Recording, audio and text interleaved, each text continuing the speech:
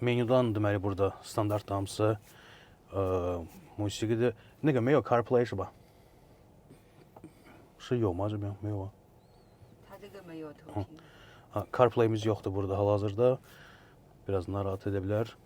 小安你好，主驾你先说，打开副驾娱乐屏。没问题。 Ekranımız da açıldı. Orada ise güzgümüzdür.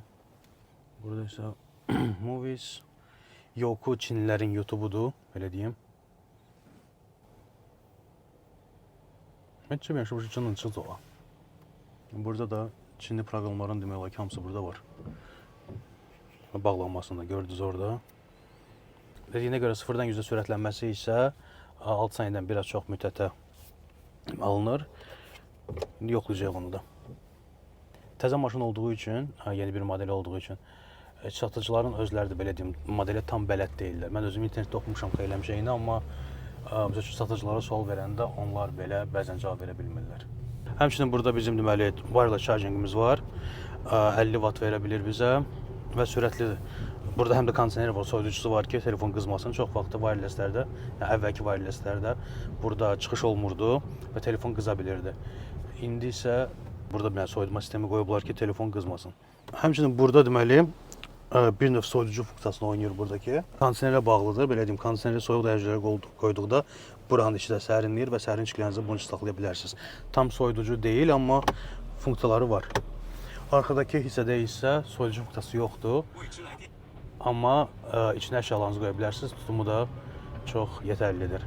Amma maşının belə deyim, ən böyük minusu isə bu boyda SUV olmasına baxmayaraq dörd çəkən sisteminin olmamasıdır. Bütün deməli modellərində Q07-nin hamısı qabaq verilişidir, belə deyək, qabaq çəkəndir. Bu məncə böyük bir minus oldu belə böyük maşın üçün.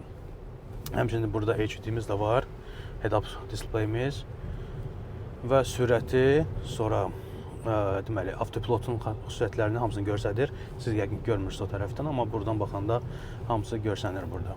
Amma ümumiyyətlə götürəndə belə maşınımız olduqca komfortludur. Və qiymətinə görə belə deyərdim ki, həm masajı, həm istiləməsi, həm soyutması, həm də smart drive sisteminin olması çox uyğundur əslində. İndi isə avtoparkingimizə baxaq. Burada bir yerimiz var deyəsən. Görək. Aha, burada boş yer göstərir bizdə.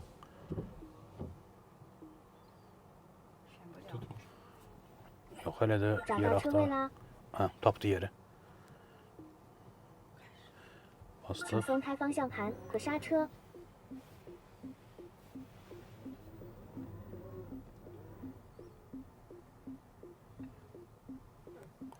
Kodu太近了感觉。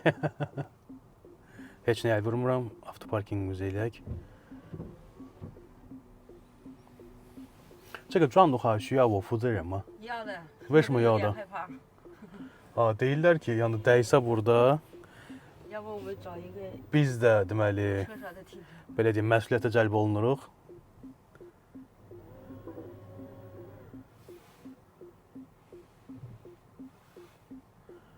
Görək. Aha, yamaya düşdü, maşın özünü tənzimləyir.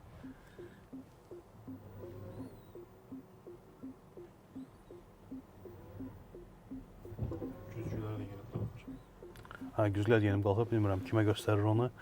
Öz onsuz hamısını hesablayır bu dəqiqə.